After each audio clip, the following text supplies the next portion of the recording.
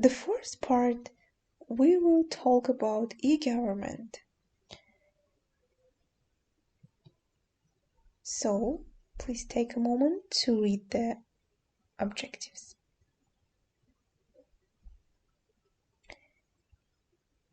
In this video, we will define the e-government and explain its interactions, list the categories of e-government, and then describe its functions. The word e-government is short for electronic government, and e-government or e-gov uses the ICTs to provide public services to citizens and other persons in a country or region. So the concept is to provide services online so that the recipients do not have to travel to an official government office to obtain a service. There are multiple types of interaction in e-government depending on the service and the responsible party. So governments represent citizens but also provide regulations and oversight. The first type of interaction is between citizens and their government to obtain essential services such as citizenship, C2G. The government initiated interactions are with government agencies like G2G, its citizens like G2C, and employees like G2E. And last one, and like between the businesses like government to businesses.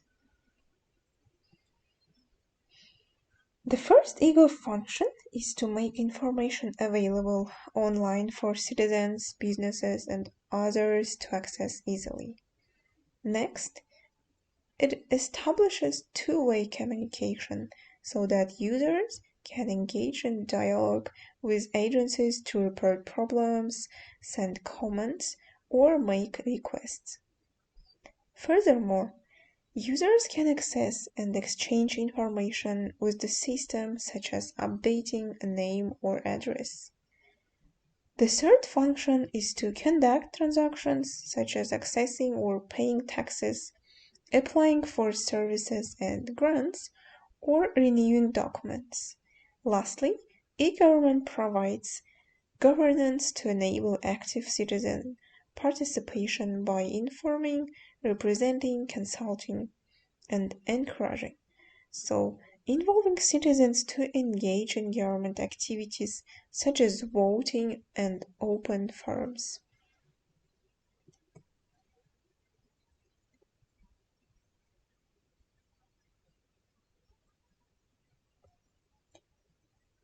Well, the primary goal of e-government systems is to improve the quality, cost, accessibility, and speed of delivering government information and services. Next is to make the government more accountable by increasing citizen participation in the governance process and bringing the citizens closer to elected officials and public servants. Another goal is to organize the production and distribution of public information and services in new ways, that is, to transform government services to meet citizens' needs in an automated world.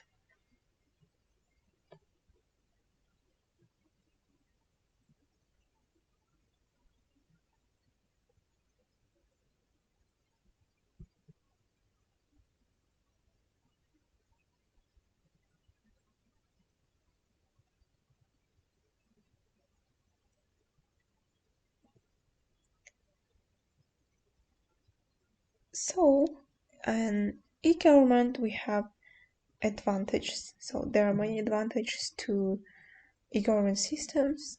First, it's like e-government can offer more services to citizens cheaply. Next, citizens can perform much of the work online and then visit government offices for certain things, such as document verification for name change after marriage.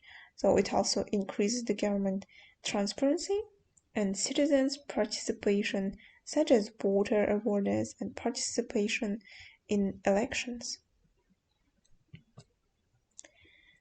This slide shows an example of an improved process to register in a business. So, previously the entrepreneur had to fill out forms and then mail them to a government office to process manually. The process might take weeks or months depending on the backlog of work.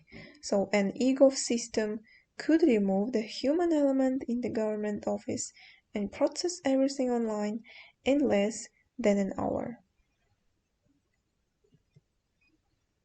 Unfortunately, e-government is not foolproof and has disadvantages. First, not all citizens can access a government service because of inequality. Some do not have reliable access to computers and then internet, or they might lack technical skills, such as knowing how to resize a photo to a specific size. Another disadvantage is like distrust of the government. System or process failures might discourage the users from completing the process. Furthermore, some users are concerned about the increase in government tracking. Lastly, e-government might not cut costs. So the cost of working with the citizens might be reallocated to maintaining the e-government system. Also, it can remove the human element of the process and make the government feel more distant. To conclude, for part of e-government uses the ICTs to provide public services to citizens and other persons in a country or region. It benefits the citizen by making the government more accessible and increases access to government services. The primary goal of the government system is to improve the quality, cost, accessibility, and speed of delivering government information and services.